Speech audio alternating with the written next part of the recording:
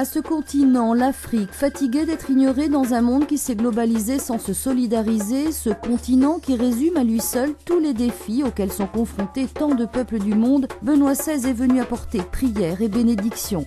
Parler de Dieu, de justice sociale, de partage, de liberté. Mais surtout, il est venu leur dire et redire que le mal développement et la misère ne relèvent pas de la fatalité, qu'ils doivent être combattus. Que ce soit à Yaoundé ou à Luanda, ils étaient des milliers à s'être déplacés des quatre coins du Cameroun et de l'Angola. 6 jours et demi de tendresse, de gestes concrets entre l'illustre visiteur et ces millions d'hommes, de femmes et d'enfants dont Benoît XVI s'est fait le porte-parole auprès de leurs dirigeants et auprès de la communauté internationale, leur demandant de faire davantage contre la pauvreté, la corruption, les inégalités croissantes, contre le déni de la personne humaine et de la démocratie. Du Cameroun à l'Angola, le décor change. D'une terre de paix, de dialogue et de réconciliation, terre d'asile pour des milliers de réfugiés, le pape est passé à une terre encore fragile qui, après plus d'un quart de siècle de guerre civile, a du mal à se remettre debout, à pardonner, à fraterniser, parce que la pauvreté est là, constante, absolue, et les attentes d'un lendemain meilleur si nombreuses. Transparence, pratique honnête du commerce et bonne gouvernance sont les recommandations appuyées du pape aux gouvernants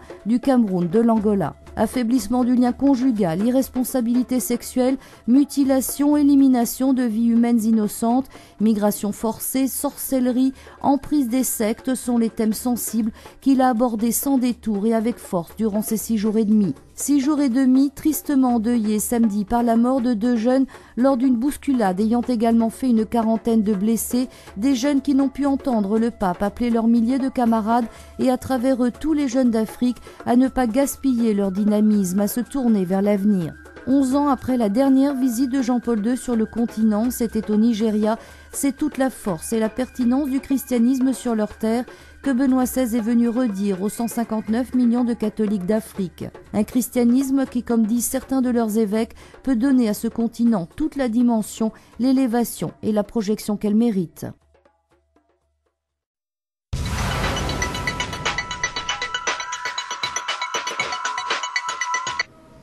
Notre cœur ne peut être tranquille tant que des frères souffrent à cause du manque de nourriture, de travail, de logement ou d'autres biens primordiaux.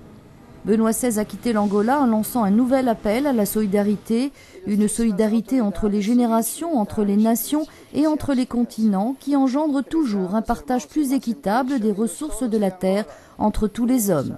Avant son départ, le pape a demandé aux Angolais de faire progresser la paix en travaillant à la réconciliation nationale, afin que la violence ne l'emporte jamais sur le dialogue. Benoît XVI devait arriver à l'aéroport de Ciampino à 18h puis gagner le Vatican.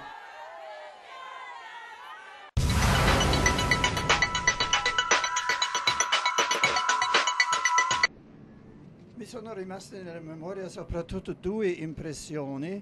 Da una parte l'impressione di questa cordialità quasi esuberante. J'emporte avec moi surtout 2 souvenirs. D'un côté, j'ai été très impressionné par cette cordialité presque exubérante, cette joie d'une Afrique en fête, et il me semble que la présence du pape leur a fait prendre conscience que nous sommes les fils et la famille de Dieu. Cette famille existe, et nous, avec toutes nos limites, nous sommes dans cette famille, et Dieu est avec nous. Et ainsi, la présence du pape les a aidés à percevoir cela. Dall'altra parte mi ha fatto grande impressione lo spirito di raccoglimento nelle liturgie, il forte senso del sacro, che nella liturgia non c'è autopresentazione di gruppi. D'un autre côté, j'ai été très impressionné par l'esprit de recueillement dans les liturgies, par une conscience forte du sacré. Dans les liturgies, il n'y a pas eu d'auto-présentation des groupes, d'auto-animation, mais il y avait la présence du sacré, de Dieu lui-même. Même les mouvements étaient toujours des mouvements pleins de respect, conscients de la présence divine. Cela m'a fait une forte impression. Ensuite, je dois dire que j'ai été profondément touché par la mort de 2 jeunes filles, samedi, dans la bousculade qui s'est produite à l'entrée du stade. J'ai prié et je prie pour elles. Malheureusement, l'une d'entre elles n'a pas été encore identifiée.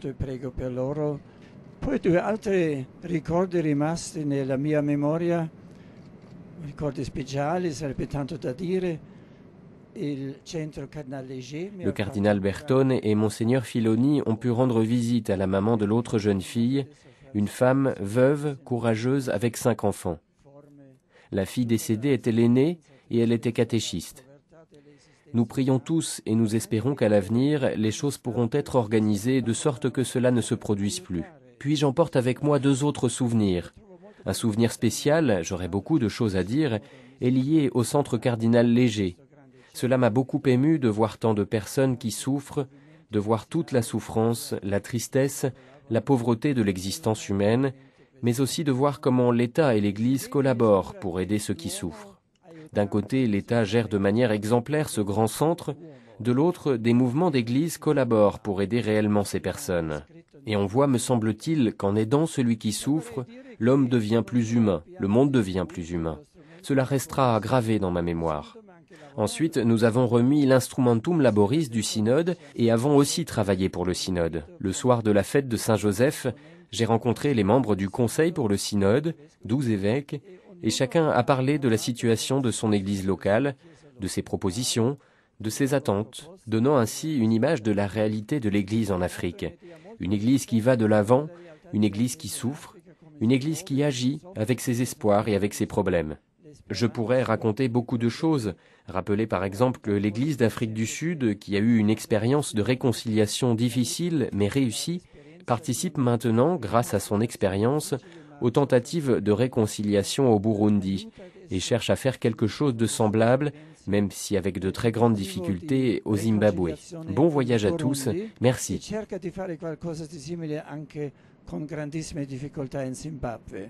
Buon viaggio per noi tutti, grazie.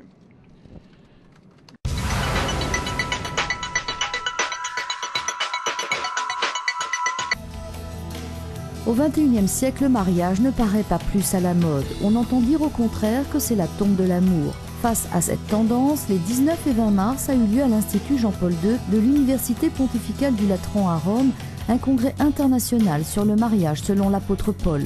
En cette année dédiée à Saint Paul, le congrès a abordé des questions comme le mariage dans la société actuelle, la lassitude, l'amour et la subordination dans les rapports de couple. Bien que très anciens, les écrits de Paul, avec leurs idées et suggestions positives, conservent une actualité qui défie les siècles. Ces textes sont des textes inspirés par l'Esprit Saint. Conservés et vécus par l'Église, ils arrivent jusqu'à nous en nous apportant le témoignage sur une vérité profonde, encore aujourd'hui valable, qui est un message permanent pour chaque chrétien. Le nombre des divorces aujourd'hui a considérablement augmenté. Dans certains pays, le nombre des mariages est même très bas et les jeunes rechignent de plus en plus à prononcer le fatidique « oui, je veux » pour toute la vie. On nous assaille de messages qui font presque voir que la vie humaine normale est une vie en solitaire ou qui change en permanence. Changement de conjoint, changement de situation. Et par rapport à ce vieux slogan selon lequel le mariage serait la tombe de l'amour, aujourd'hui on va bien plus loin, en bien pire vraiment. Les images publicitaires même ne représentent jamais de famille. Les films ne montrent jamais de famille normale. La télévision fait voir tout le contraire de ce qui est normal. Voilà, je pense que ce climat ambiant fortement négatif et déprimant a certainement un poids sur les personnes, même sur celles qui démarrent avec les meilleures intentions. Car dès la première difficulté, et des difficultés il y en a toujours, on croit que la solution est celle que tout le monde propose. No, perché poi basta la prima difficoltà, e difficoltà ce ne sono sempre, per credere che la soluzione è quella che tutti propongono.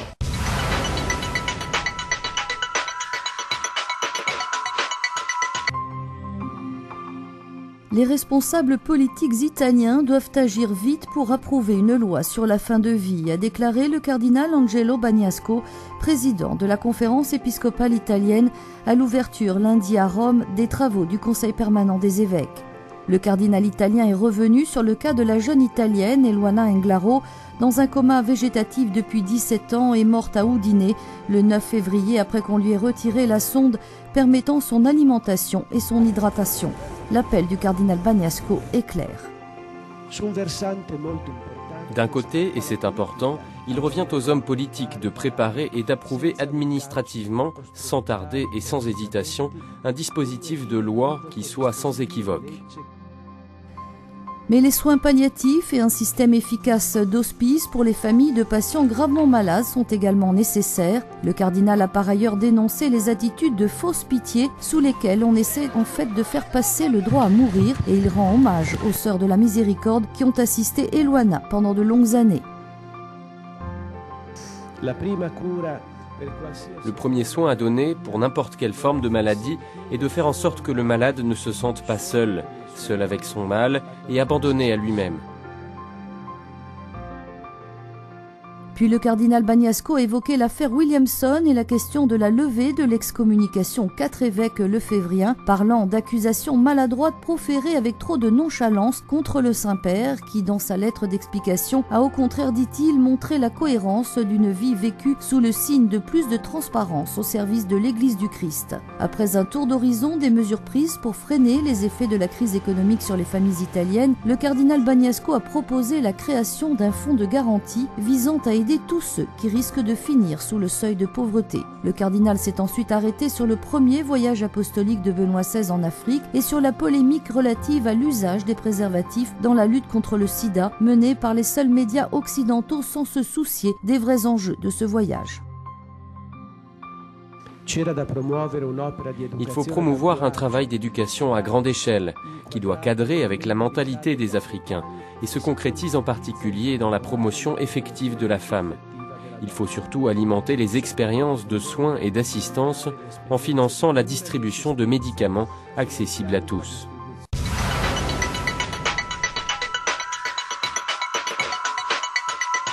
Voici un peu moins d'une semaine que Benoît XVI est rentré ici au Vatican après 7 jours passés sur le continent africain. 7 jours marqués par un accueil populaire sans précédent lors de ses voyages.